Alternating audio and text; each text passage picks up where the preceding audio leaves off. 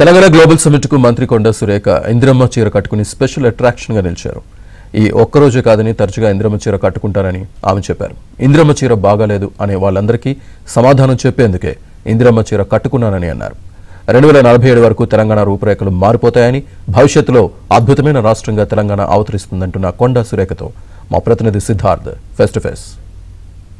Global summit కార్యక్రమంలో మంత్రులందరూ తమ విజన్ ని విదేశీ ప్రతినిధులకు తెలియజేసే ప్రయత్నం చేస్తున్నారు. ప్రస్తుతం మంత్రి కొండా సురేఖ ఉన్నారు, ఆమెతో మాట్లాడదాం. మేడం, ఈ రోజు సమ్మిట్ లో మీరే సెంటర్ ఆఫ్ అట్రాక్షన్ గా నిలుస్తారు. మీరు ఇందిరమ్మ చీరతోని ఆ చీరను కట్టుకొని రావడం ఏంటి ఒక సింబాలిక్ గా? ఎందుకంటే బయట ప్రచారం జరుగుతుంది చీర బాగాలేదని, వాళ్ళందరికీ వాళ్ళ విమర్శలకు సమాధానం చెప్పేందుకే ఈ విధంగా వచ్చారా మీరు? నేను కట్టుకున్నాను కదండి, చాలా హ్యాపీగా ఉన్నాను, చాలా కంఫర్టబుల్ గా ఉంది సారీ. ఈరోజు సోనియా గాంధీ గారి పుట్టినరోజు సందర్భంగా ఇందిరమ్మ పేరిట ఇచ్చినటువంటి చీర కట్టుకొని గ్లోబల్ సమ్మిట్ ప్రపంచవ్యాప్తంగా వస్తున్నటువంటి డెలిగేట్స్ ముందట నేను ఈ చీరతో రావాలనేటువంటి ఉద్దేశంతో వచ్చాను. మా ముఖ్యమంత్రి గారు ఎంత మంచి చీరలు ఆడబడుచులకు ఇచ్చారు అని చెప్పడానికి ఉదాహరణగా నేను కట్టుకొని చూపిస్తున్నాను. ఇది ఒక్కరోజే కట్టుకోనండి, నేను కట్టుకుంటూనే ఉంటాను మధ్య మధ్యలో అన్ని చీరలు కట్టుకున్నట్టుగా. కాబట్టి మేము ఇచ్చేటివి క్వాలిటీ ఉంటుంది. ఇప్పుడు 2 సంవత్సరాల నుంచి ఎందుకు ఇవ్వలేదు అంటే, నీలాగా సూరత్ నుంచి కిలోల లెక్క మనం కొనుక్కు రావాలంటే ఎప్పుడో కొనుక్కొచ్చి ఇచ్చేవాళ్ళం. ఇప్పటికీ అవన్నీ కుప్పలు కుప్పలు వాళ్ళు తెచ్చిన చీరలు పంచకుండా ఉన్నాయి కుప్పలు కుప్పలుగా.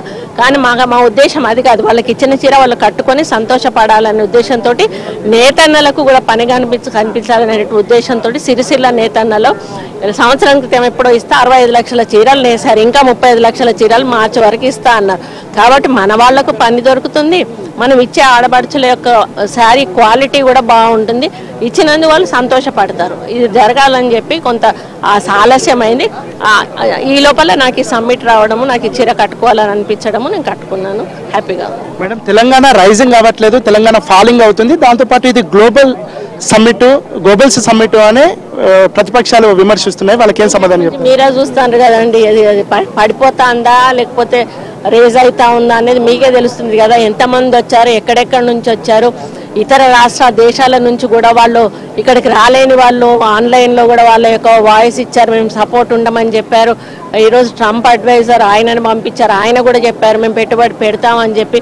అందరూ కూడా ఈ దాదాపు 2-3 లక్షల కోట్ల పెట్టుబడికి ఇప్పటికే సిద్ధంగా ఉన్నారు, ఇంకా ముందు వచ్చేటువంటి అవకాశాలు ఉన్నాయి.